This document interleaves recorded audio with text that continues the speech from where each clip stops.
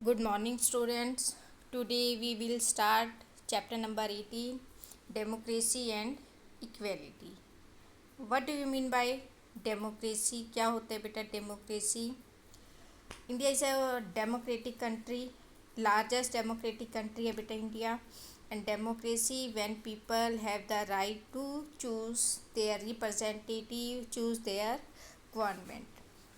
हम लोग voting right use करते हैं. वोटिंग राइट यूज़ करके हम लोग अपनी गवर्नमेंट को इलेक्ट करते हैं, तो वो डेमोक्रेटिक कंट्री होते हैं. तो इंडिया में कौन सी गवर्नमेंट है बेटा? डेमोक्रेटिक गवर्नमेंट है. India is a democratic country. And equality means no discrimination on the basis of religion, caste, colour और इकोनॉमिक स्टेटस. किसी भी बेस पर जब सोसाइटी में डिस्क्रिमिनेशन नहीं होता, दैट इज़ इक्वेलिटी. तो चैप्टर आपका है democracy and equality. We got freedom on 15 August 1947. कब फ्रीडम गेन की थी हम लोगों ने? 15 अगस्त 1947. और इससे पहले we were under the Britishers. Almost 200 years तक हम लोग किसके अंडर थे? Under the Britishers. But after independence there is a need to frame our constitution. Need थी रूल एंड रेगुलेशन की. इंडिया एक वास्ट कंट्री था और बिना रूल एंड रेगुलेशन के बेटा फैमिली भी नहीं चलती है. तो इतना बड़ा कंट्री, तो उसके लिए रूल एंड रेगुलेशंस की नीड थी. और the set of rule and regulation is called constitution. हमारे जो लीडर थे उन्होंने इंडिया के लिए कि गवर्नमेंट कैसे वर्क करेगी, गवर्नमेंट की क्या ड्यूटीज़ है, क्या पावर है, कैसे हम लोग गवर्नमेंट को इलेक्ट कर सकते हैं, तो वो सब आपके जो रूल एंड रेगुलेशन हैं that included in the constitution. Hence, a constitution was framed for free India. The preamble and introduction of India Constitution start with the words. आपका जो कॉन्स्टिट्यूशन है रिटन डॉक्यूमेंट है बेटा, रिटन बुक है. और उसकी जो इंट्रोडक्शन है उसको क्या बोलते हैं बेटा? प्रीएम्बल. मीन्स शॉर्ट में पूरे कॉन्स्टिट्यूशन में आपका क्या दिया हुआ है, सबकी इंट्रोडक्शन की इंडिया में इक्वेलिटी है, इंडिया में लिबर्टी है, या फिर सोशल इकोनॉमिक किसी भी तरह का डिस्क्रिमिनेशन पूरी तरह से बैन है इंडिया में. India is a democratic country. India is a Republican country. Means short में जो हमारा कॉन्स्टिट्यूशन है जिसमें इतने सारे आर्टिकल्स हैं, उन सब के बारे में आपको प्रीएम्बल से पता चलता है कि इंडिया में लिबर्टी है, लोगों को बहुत सारी फ्रीडम है, कोई किसी को एक्सप्लॉयटेशन नहीं कर सकता, सभी लोग फ्री है, सेक्युलरिज्म में बिलीव करते हैं. तो ये आपका इंट्रोडक्शन है पूरे कॉन्स्टिट्यूशन का, that is called preamble. Our constitution of India came into effect on 26 जनवरी 1950. जो आपका कॉन्स्टिट्यूशन रेडी हुआ वो ऑलमोस्ट 3 ईयर हमारे जो लीडर्स थे उन्होंने अलग अलग कंट्री के रूल एंड रेगुलेशन को पढ़ा और इंडिया के लिए जो सुटेबल थे, जो इंडिया में इम्प्लीमेंट किए जा सकते थे, उनमें कुछ एक चेंजेस करके वो सारे रूल एंड रेगुलेशन का एक सेट रेडी किया और उस कॉन्स्टिट्यूशन को हमारा इम्प्लीमेंट मिला है 26 जनवरी 1950 को. And we celebrate 26 January at a republic day. As a republic day हम इस डे को सेलिब्रेट करते हैं. And according to the constitution every person is equal. Constitution guarantee equality to all citizen and thus establish a rule of non discrimination by the state in every sphere. हमारा जो constitution है वो हमें guarantee देता है कि सभी जो भी इंडिया के सिटीज़न हैं उन सब के साथ इक्वली ट्रीट किया जाएगा. गवर्नमेंट किसी के साथ कोई किसी भी तरह का डिस्क्रिमिनेशन नहीं कर सकती है. The state treat all the citizen equally and allow equality of status and opportunity to all. It prohibited discrimination on the basis of religion, gender, color, caste, race of place of birth, etc.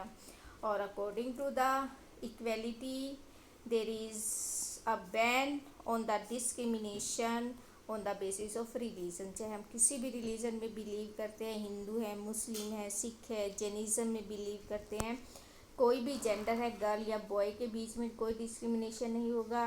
White या बहुत सारे ऐसे western country बेटा जहाँ पर colour के base पर discrimination होता है, जैसे अफ्रीकन कंट्रीज़ हैं, कास्ट के बेस पर डिस्क्रिमिनेशन, या फिर रेस, नस्ल कौन सी उसकी है, और प्लेस ऑफ बर्थ। तो इंडिया में किसी भी बेस पर कोई डिस्क्रिमिनेशन हमारी गवर्नमेंट नहीं कर सकती। इट इज़ टोटली बैन, पूरी तरह से बैन किया गया है आपका। नेक्स्ट बेटा, what is constitution? A constitution is a set of regulations that a set of people have made and agreed upon. हमारा जो कॉन्स्टिट्यूशन है रूल एंड रेगुलेशन का एक सेट है जिसको कुछ एक लोगों ने बनाया, सभी उसके ऊपर एग्रीड हुए, और वो जो कमेटी थी जिसने कॉन्स्टिट्यूशन बनाया उसके जो प्रेसिडेंट थे B R Ambedkar. B R Ambedkar was the president of the committee frame for the constitution. It is often a written document. ये एक रिटन डॉक्यूमेंट है। बहुत सारी कंट्रीज ऐसे हैं बेटा जहाँ पर क्या जो कॉन्स्टिट्यूशन है वो रिटन नहीं है, लेकिन हमारे कंट्री का जो कॉन्स्टिट्यूशन है वो कम्प्लीटली रिटन है। हर एक रूल एंड रेगुलेशन, हर एक आर्टिकल जो है वो कम्प्लीटली पूरी तरह से क्लियरली लिखा हुआ है। And it lay down power and function of the government. Clearly government की क्या पावर है, क्या फंक्शन है, कैसे गवर्नमेंट इलेक्ट होगी, वो उनकी क्या ड्यूटीज़ है, वो सब हमारे कॉन्स्टिट्यूशन में लिखा हुआ है। Centuries of subjugation, casteism, poverty and illiteracy had weaken the Indian society. Before independence हम लोग ब्रिटिशर्स के अंडर थे, we are under the Britishers. India में कास्ट सिस्टम था, पॉवर्टी थी, गरीबी थी, बहुत सारे लोग गरीब थे, पुअर थे, इलिटरेसी थी, एजुकेटेड नहीं थे लोग, और इसी वजह से हमारी जो इंडियन सोसाइटी थी वो काफ़ी वीक थी। Our constitution framer wanted to eradicate the discrimination that had divided the Indian society on the basis of religion, caste, economic status by ensuring the upliftment of all, especially of those who have been exploited। हमारे जो constitution framers थे, जिन्होंने constitution frame किया था, वो Indian society से सभी तरह के डिस्क्रिमिनेशन, चाहे वो रिलीजन के बेस पर था, चाहे वो कास्ट के बेस पर था, चाहे वो इकोनॉमिक स्टेटस के बेस मीन्स पुअर और रिच का जो डिस्क्रिमिनेशन था, उन सबको इरेडिकेट करना चाहते थे, जड़ से ख़त्म करना चाहते थे। स्पेशली उन लोगों को वो अपलिफ्ट करना चाहते थे जिनका एक्सप्लॉयटेशन होता था, जिनको शोषण होता था, स्पेशली जो लोअर कास्ट के लोग थे। तब हमारी सोसाइटी में उनके साथ डिस्क्रिमिनेशन होता था, उनका एक्सप्लॉयटेशन होता था। लेकिन हमारी गवर्नमेंट ने कॉन्स्टिट्यूशन बनाकर, हमारे जो फ्रेमर्स थे, बनाने वाले थे, उन्होंने ये इस तरह के सारे डिस्क्रिमिनेशन को इरेडिकेट किया, ख़त्म किया। India had opted for secularism. India में secularism means every religion is free, everyone is free to follow the religion of one's choice. We can follow any religion of our choice. कोई भी religion हम लोग follow कर सकते हैं, किसी भी रिलीजन को अडॉप्ट कर सकते हैं, अपना रिलीजन चेंज कर सकते हैं। And the state does not have a religion of its own.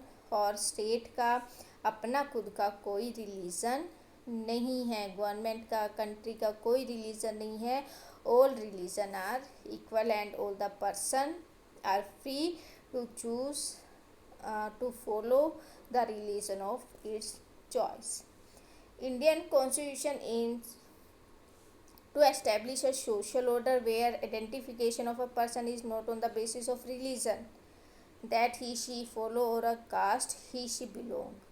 हमारे जो कॉन्स्टिट्यूशन फ्रेमर्स थे या हमारा जो कॉन्स्टिट्यूशन है उसका मेन एम क्या है बेटा, कि किसी भी पर्सन की उसके रिलीजन के बेस पर या फिर उसकी कास्ट के बेस पर उसको आइडेंटिफाई ना किया जाए कि वो पर्सन, वो जो उस रिलीजन में बिलीव करता है, वो जो हिंदू रिलीजन में बिलीव करता है, वो जो सिखिज़म नहीं, किसी भी पर्सन की आइडेंटिफिकेशन जो है वो उसकी रिलीजन या कास्ट के बेस पर नहीं, बल्कि उसकी पर्सन जो वो कर रहा है, उसने क्या किया, वो पर्सन, वो जो साइंटिस्ट है, वो पर्सन जिसने इतनी ज़्यादा डेवलपमेंट की है, वो पर्सन जो इतना बड़ा इंजीनियर है, मीन्स किसी भी पर्सन की जो आइडेंटिफिकेशन है, पहचान है, उसकी कास्ट या रिलीजन के बेस पर नहीं, बल्कि वो सोसाइटी के लिए जो कर रहा है, जो उसने अपने आप में चेंजेस लाए हैं, जो वो बना है, उसके बेस पर उसकी आइडेंटिफिकेशन हो। ऐसा हमारा कॉन्स्टिट्यूशन का मेन एम है। And doctor B R Ambedkar, मैंने पहले भी बताया था, सीरियल भी आता है बी आर अम्बेडकर का, तो वो कौन थे बेटा? He was the president of the committee. In class 6th we have read that in democracy everyone is equal. Class 6th में आपने डेमोक्रेसी का चैप्टर रीड किया था, उसमें आपने पढ़ा था कि हम लोगों को, सभी लोग इक्वल हैं, कोई डिस्क्रिमिनेशन नहीं है। And our constitution has guarantee universal adult franchise. हमारा कॉन्स्टिट्यूशन हमें क्या देता है बेटा? Universal adult franchise means after 18 year we all have the right to vote without any discrimination. 18 year के बाद चाहे हम किसी भी रिलीजन के से बिलोंग करते हैं, किसी भी कास्ट के हैं, बॉय है, गर्ल है, कोई भी लैंग्वेज बोलते हैं, विदाउट डिस्क्रिमिनेशन हम लोग अपना वोटिंग राइट यूज़ कर सकते हैं। That is called universal adult franchise. And one man one vote, ये हमारे कॉन्स्टिट्यूशन का सबसे मेन स्टेप था। One man one vote means चाहे वो आपका प्रेसिडेंट है, सबसे हेड ऑफ द कंट्री है, चाहे पीएम है, सीएम है, कोई मिनिस्टर है, कोई भी है बेटा, वन मैन वन वोट। जब इलेक्शन होंगे तो हर एक पर्सन एक ही वोट डाल सकता है, चाहे वो पुअर है, इलिटरेट है, चाहे वो कॉमन सिटीज़न है, वर्कर है, चाहे वो प्रेसिडेंट है, सभी लोग जो है बिना डिस्क्रिमिनेशन के अपना एक ही बार वोट कर सकते हैं। The people of India cast their vote and elect their representative for a fix period. हम लोग अपना आफ्टर 18 ईयर जब इलेक्शन होते हैं तो उसमें अपना वोट कास्ट करते हैं, वोटिंग राइट यूज़ करते हैं और अपने रिप्रेजेंटेटिव को इलेक्ट करते हैं for a fix term. Maximum जो है बेटा, चाहे वो आपका प्रेसिडेंट है, चाहे वो आपकी सीएम है, पीएम है, सरपंच हैं और एमएलए है, एमपीज़ हैं, सभी का जो टर्म है वो आपका 5 ईयर है। तो हम अपने वोटिंग राइट को यूज़ करके 5 ईयर के लिए अपने रिप्रेजेंटेटिव को इलेक्ट करते हैं।